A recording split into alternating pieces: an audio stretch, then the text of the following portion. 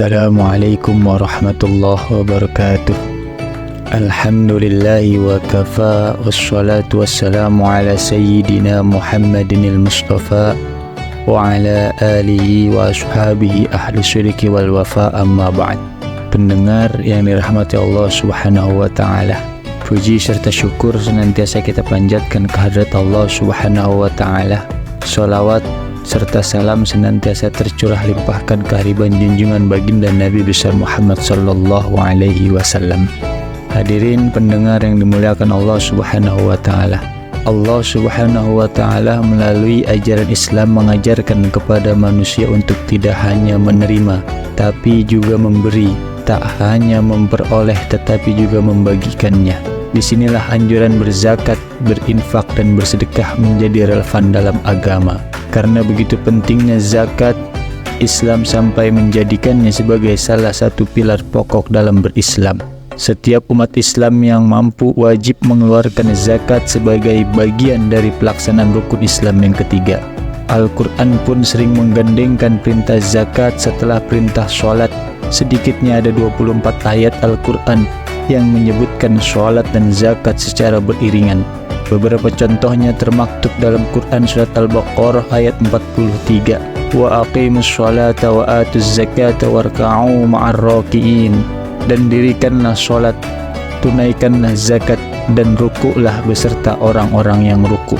Kemudian di dalam surat yang sama ada ayat yang berbeda, yakni ayat 110.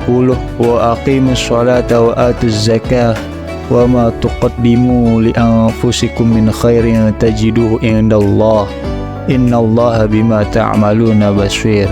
Yang artinya, dan dirikanlah sholat, tunaikanlah zakat, dan kebaikan apa saja yang kamu usahakan bagi dirimu, tentu kamu akan mendapat pahalanya pada sisi Allah. Sesungguhnya Allah Maha melihat apa yang kamu kerjakan. Hal ini menandakan bahwa sholat sebagai ibadah spesial seorang hamba dengan Allah, tapi bisa terlepas dari keharusan untuk peduli pada kondisi sekitarnya. Dengan kata lain, umat Islam yang baik adalah mereka yang senantiasa memposisikan secara beriringan antara ibadah individual dan ibadah sosial. Hadirin pendengar yang dirahmati Allah subhanahu wa ta'ala, zakat mempunyai dua arti. Yang pertama secara bahasa yaitu tumbuh, berkembang, subur atau bertambah. Dan yang kedua secara istilah, zakat yaitu nama dari harta tertentu menurut sifat-sifat tertentu dan diberikan kepada golongan tertentu. Secara umum zakat terbagi menjadi dua bagian, yaitu zakat jiwa atau zakat nafs berupa zakat fitrah, dan zakat harta atau zakat mal. Zakat fitrah wajib dikeluarkan dalam setiap tahun ketika bulan Ramadan tiba. Sedangkan zakat harta memiliki beberapa ketentuan melihat pada jumlah dan jenis harta yang dimiliki. Namun saat ini Al-Fakir lebih fokus membahas tentang beberapa hikmah dari diwajibkannya zakat fitrah. Zakat fitrah merupakan ketentuan secara khusus terhadap umat Nabi Muhammad sallallahu alaihi wasallam yang diwajibkan pada tahun kedua dari hijrahnya Nabi. Selain termasuk rukun Islam yang wajib dikerjakan, zakat fitrah juga menjadi penyempurna puasa Ramadan. Para pendengar yang dimuliakan Allah subhanahu wa ta'ala, kita sebagai manusia dengan segala kecerobohan dan segala kesalahan yang terkadang tidak kita sadari, sering melakukan tindakan yang bisa mencederai pahala ibadah puasa. Kita tidak sadar bahwa dengan tindakan tersebut menjadikan pahala puasa kita hilang.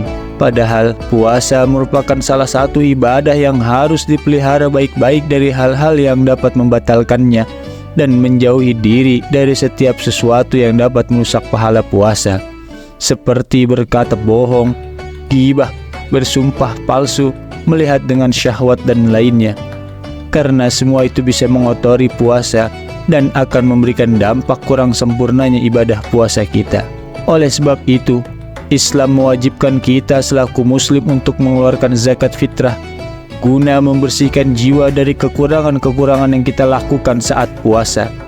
Lebih dari itu, zakat fitrah juga menjadi penyebab tertolongnya orang fakir miskin dari meminta-minta pada malam dan hari raya Idul Fitri. Dalam sebuah hadis Rasulullah sallallahu alaihi wasallam bersabda, farada Rasulullah sallallahu alaihi wasallam zakatal fitri tuhratun lis-shaimi minar rafasi wal lagwi wa tu'matan lil masakin man addaha qabla sholati fahiya zakatun maqbulatun wa man addaha ba'da sholati fahiya shadaqatun minas shadaqat, yang artinya Rasulullah Shallallahu Alaihi Wasallam mewajibkan zakat fitrah sebagai pembersih bagi orang yang puasa dari segala perbuatan sia-sia dan dari ucapan yang tidak baik, dan sebagai makanan bagi orang miskin.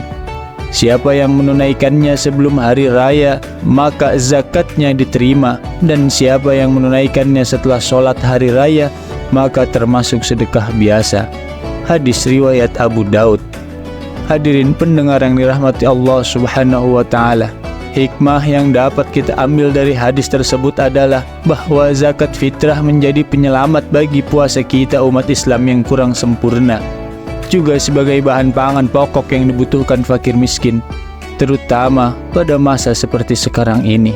Imam Waqi, yang seorang guru dari merupakan Imam Syafi'i, mengatakan bahwa zakat fitrah pada bulan Ramadan memiliki kesamaan fungsi dengan sujud sahwi dalam sholat, yakni sama-sama menutupi kekurangan ibadah. Zakat fitrah menutup kekurangan puasa sebagaimana sujud sahwi menutup kekurangan sholat. Demikianlah, semoga kita semua dijadikan orang-orang yang senantiasa mengeluarkan zakat, sehingga kita bisa memposisikan secara beriringan antara ibadah individual dan ibadah sosial, serta terciptalah hikmah-hikmah tersebut. Amin ya Allah ya Rabbal Alamin. Kurang lebihnya saya mohon maaf. Assalamualaikum warahmatullahi wabarakatuh.